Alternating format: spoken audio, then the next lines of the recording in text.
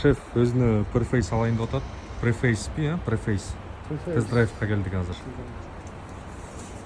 Все, садитесь с территории, я выезжаю, потом меня. Хорошо. Астына отур, шеф. Азыр отура алчы. Префейске, префейс. Ничего себе, у него черный потолок, да? Как, для личных использований или для такси? Для такси. У нас таксопарк. Передний привод, да? У него робот с двумя цеплениями, да, как на Атласе? Двумя мокрыми, да.